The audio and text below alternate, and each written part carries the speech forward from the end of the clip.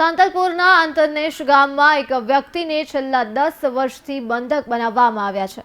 વ્યક્તિને સાંકળ વડે બાંધીને રાખવામાં આવ્યા છે અને આ ઘટના પાછળનું કારણ એ છે કે વ્યક્તિએ આશરે 10 વર્ષ પહેલા પોતાના પિતા પર તીક્ષ્ણ હથિયાર વડે હુમલો કર્યો હતો।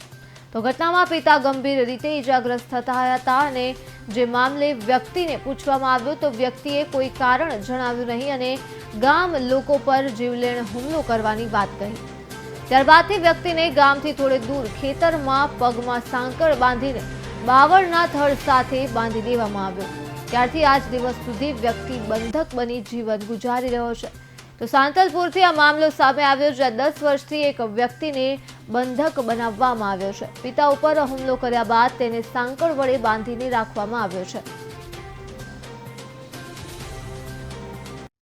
હવે આમાં બંધક બનાવવાનું કારણ છે કે જે એક ઘટના બની અહીંયાથી અમારે આખા ગામને ભય મુક્ત થઈ ગયા છે કે જે વસ્તુ એના બાપ માથે સૂતા બાપ માથે હુમલો કર્યો અને એનો હાથ કાપી નાખ્યો હતો એટલે આખું ગામ ભય મુક્ત થઈ ગયું। એટલે ભયમાં આવી ગયું કે મારો બેટો આનો છોકરો પછી અમે આખા ગામે જઈને એના બાપને કીધું કે ભાઈ આ તારો છોકરો કોઈ બીજાને કાપી નાખશે, સૂતાને તો શું કરશો?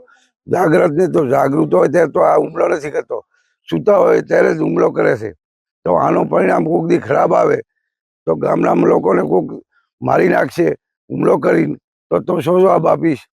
પછી એને બાપને પોતે કીધું કે હું મારા છોકરાને બંધક બનાવશો, મને નથી છોડ્યો તો ગામનાને કઈ રીતે છોડશે? તો હું બંધક બનાવી અને રાખું છું અને આજથી લગભગ આશરે 8-9 વર્ષથી હું થઈ ગયું છે સાહેબ। रात्रे साहब सूता वक्त आ एक बादल पड़ो सूता वक्त हुमलो करे है અને હુમલો કરે છે એટલે આખું ગામ ડરે છે। આખા ગામને બીક લાગે છે। એના કારણથી એના પપ્પા બાંધતા જાય અને એના પપ્પા થઈ જાય છે ઓફ અને આ ગામને એટલું ડરે છે। બાયડી છોકરા ગાડાથી તો બહુ ડરે છે।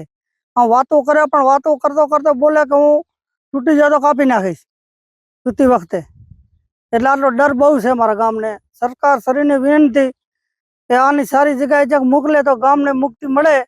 એ મારો કાકો છે, એને કાકાનો છોકરો છે, એને 10 વર્ષથી બંધામાં આવ્યા છે અને જમવામાં એને સાંજે અને સવારે 2 ટાઈમ આપવામાં આવે છે અને એ બાંધલ પડ્યો છે।